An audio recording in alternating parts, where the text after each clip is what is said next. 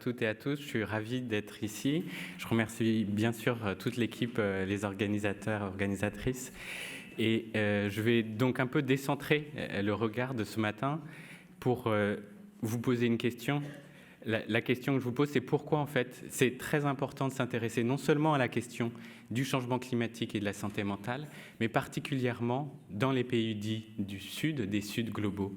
Parce qu'en fait, l'interaction de ces deux crises, donc toute la complexité, elle est vraiment au niveau de l'intersection de ces deux crises. Une crise climatique qui est bien sûr globale, comme on l'a vu, bien qu'elle n'ait pas les mêmes effets partout en raison des vulnérabilités.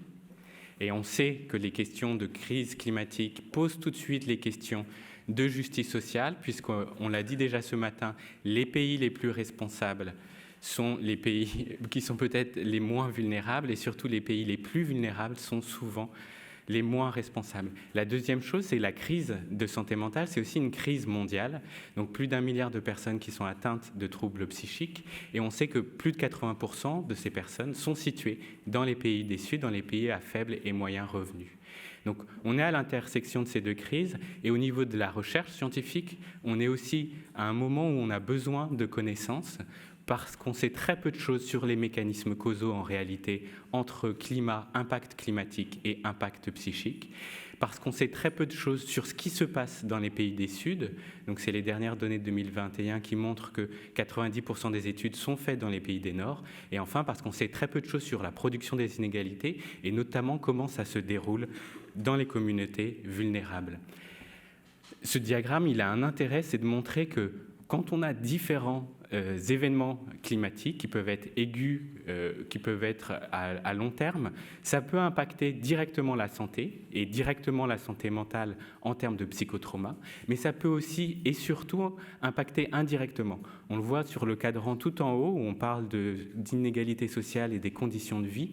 C'est quelque chose de majeur comme impact, l'impact sur les moyens de subsistance dans les Suds et qui va jouer énormément sur l'état de santé mentale de ces populations en termes d'anxiété, en termes de dépression, en termes de suicide. Et on voit statistiquement qu'il y a une hausse très forte dans les contextes de bouleversement climatique.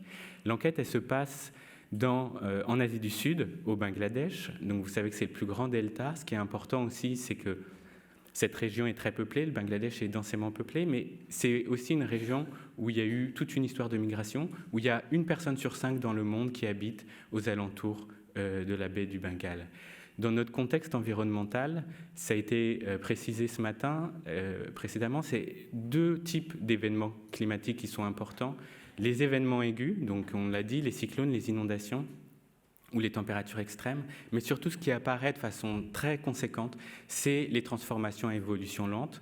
Au Bangladesh, donc on voit dans le sud un de mes terrains dans la zone rurale sur le sud-ouest où il y a une loupe, c'est en fait l'acidification, la salinisation des sols et des eaux, donc qui joue déjà sur la production agricole, qui fait réduire les rendements agricoles, notamment en termes d'aquaculture, et qui oblige les personnes à changer de stratégie de culture agricole. La deuxième chose, donc, c'est la loupe qui est au centre du pays, donc à Dhaka.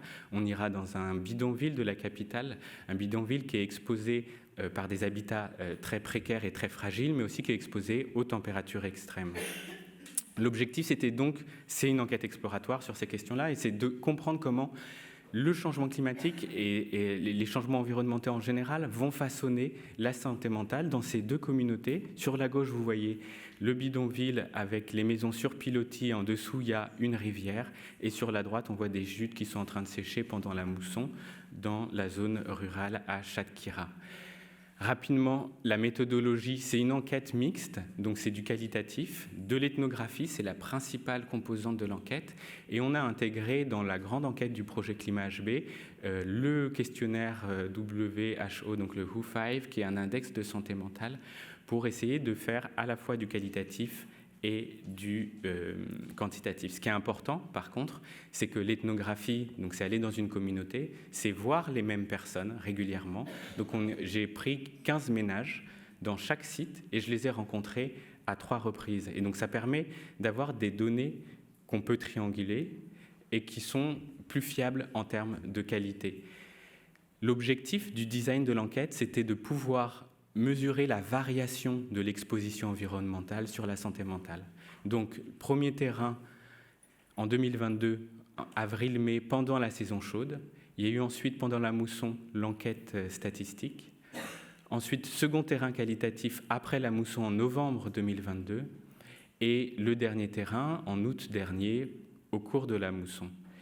Et donc, il y a des éléments importants qui apparaissent en termes de mécanismes d'action, ce qu'on retrouve dans la littérature, les impacts directs, les impacts indirects, notamment avec un facteur intermédiaire que le facteur socio-économique. Et enfin, on regardera comment on peut analyser les choses en termes de trajectoire et de configuration extrême.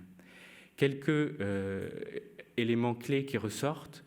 On pourrait aller plus tard dans la discussion sur les raisons de ces déterminants, mais il peut y avoir des déterminants qui vont être protecteurs, notamment le statut social dans la zone rurale peut être protecteur parce qu'il va permettre pour certaines personnes d'avoir des nouvelles stratégies d'adaptation, d'accès aux soins de santé, de jouer également sur leur effet de réputation du réseau social pour trouver du travail, pour les questions de mobilité. Mais on a aussi beaucoup de facteurs qui sont plutôt dégradants et qui sont liés à l'interaction, à l'intersection entre les questions économiques et les questions environnementales. Et enfin, beaucoup de stratégies reposent à l'échelle des maisonnées, à l'échelle du ménage, sur les mères, sur les femmes, sur les filles. Donc elles sont vraiment à la base des stratégies d'adaptation et de résistance, de survie économique. Et il y a un retour négatif en termes de santé mentale, on verra plus tard pour ces personnes. Sur le point de vue des événements directs, ce qui était, quand je suis venu en novembre 2022, il y a eu 2 événements.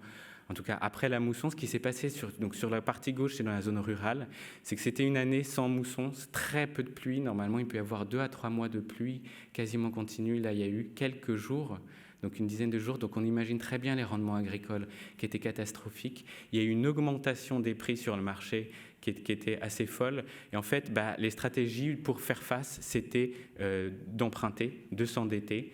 C'était de changer de stratégie, de culture pour l'année prochaine. Et on a trouvé énormément, notamment auprès des mères qui sont en charge de nourrir leurs enfants, des problèmes de santé mentale en termes d'anxiété, de dépression. Pour certaines personnes, la situation qui était la plus difficile de leur vie, même comparativement au Covid. Sur la droite, on voit ce qui s'est passé au cyclone. Quelques jours après, quand on va dans le bidonville, on passe juste après le cyclone Citran, donc novembre 2022, qui attaque le Bangladesh, mais qui épargne plutôt la capitale, sauf justement ce bidonville, parce qu'on l'a vu, c'est des bidonvilles, donc vraiment la partie la plus fragile, qui est sur une rivière, sur un canal, et donc il y avait une montée des eaux qui était à la fois donc par le sol et également par les bidonvilles en tôle, donc par le toit. Et certaines populations, certaines familles sont restées coincées toute la nuit, et ce n'était pas du tout la période des cyclones et ont été surprises. 2 minutes. D'accord.